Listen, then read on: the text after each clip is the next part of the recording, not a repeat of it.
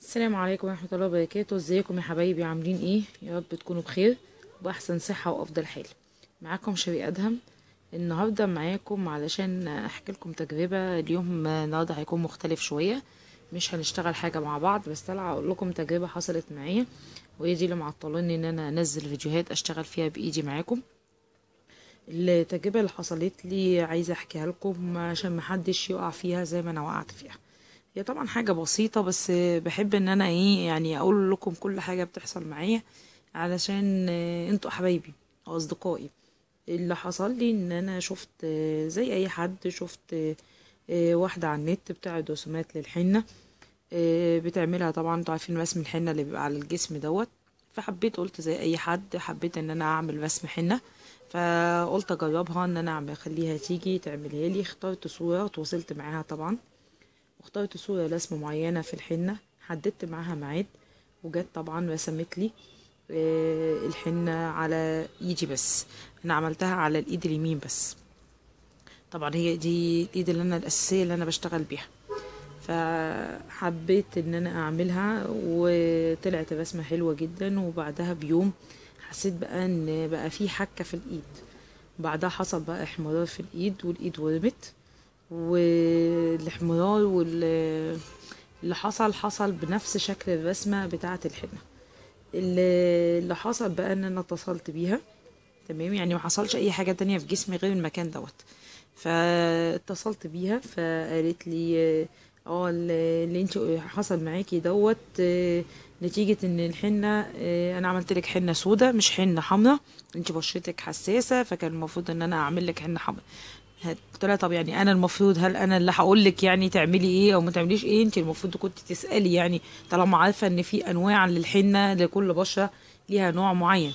انا عايزه اوريكم اللي حصل لي دوت، المنظر اللي حصل لايدي ده. عايزه اقول لكم ان انا بقالي شهر عاملاها.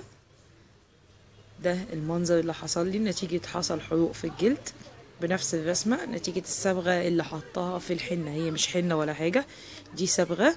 ده بعد نتيجة علاج لمدة أكتر من أسبوعين كاملين وصلت للمرحلة ديت.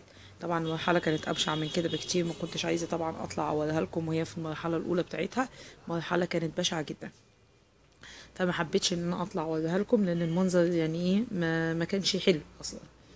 فطبعا لما كلمتها قالت لي ما هو انتي اللي ما قلتليش هاتي الحنه الحمراء علشان انا بشرتي حساسه. قلت لها وانا اعرف منين ان في انواع للحنه؟ انتي المفروض ان انتي اللي تقولي لي. المهم المضمون للكلام اللي انا عاوزاه ان كل شخص يكون في مجال معين ملم بمعلومات غيره يكون جاهل بيها، وعدم ملهوش عدم وعي بيها، ان هو يتقي الله، يتقي الله في كل شيء. الرسول عليه الصلاه والسلام قال لك اذا عمل احدكم عملا فليتقنه. فاذا حبينا ان احنا نعمل حاجه نتاكد الاول، احنا بالنسبه لنا احنا نتاكد من مصدرها الاول، من اتقان الشخص اللي هيتعامل معاها في المهنه ديت. واحب اقول لكل صاحب مهنه يتقي الله، يتقي الله في اي حد تكون بتتعامل معاه. انا واحده زي انا كنت فعلا جاهله بالمعلومه ان في حاجه اسمها حنه حمراء وحنه سوداء. انا عارفه ان الحنه هي حاجه واحده، ما كنتش اعرف ان في حاجه اسمها البشره الحساسه او للبشره العاديه. ما يعني ما انا ما سالتش طبعا في الموضوع ده، بس المفروض ان هي ملمه بالمواضيع دي كلها كانت تقول لي. هي العمليه مش جمع فلوس والسلام يعني، كل حد يتقي ربنا في عمله.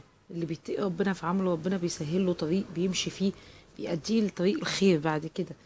عندك معلومة عن شيء ما وضحيها، ما عندكيش معلومة يبقى ما تشتغليش المهنة دي أصلا.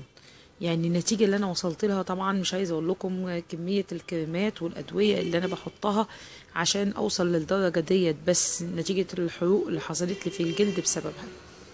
فبلاش ان احنا العملية جمع فلوس والسلام، وان احنا نشوف اي حد نتعامل معاه وخلاص. لازم نتأكد من مصدر الحاجة اللي احنا بنتعامل معاها. بلاش نبخل على بعضينا بالمعلومة، كل واحد عنده معلومة مفيدة يقولها للتاني ويوضحها. ما نستناش بعد ما الكارثة تحصل وبعد كده نقول يا ريت اللي جرى ما كان. لو هي كانت قالت لي ان في حنة سودا وحمراء، ليه ما قالتليش بعد؟ يعني كنت تفاديت البهدله اللي حصلت لي ايدي دي كلها. معلش طبعا انا طولت عليكم، بس عشان انتوا حبايبي لازم قلت واجب عليا ان انا اطلع اقول. ممكن يكون حد ما عندوش وعي بالمعلومه زي ما كان انا ما عنديش وعي بالمعلومه ديت، وحبيت ان انا محدش يقع في نفس الخطأ اللي انا وقعت فيه مره تانية. اشوفكم على خير باذن الله. كان معاكم شيري ادهم.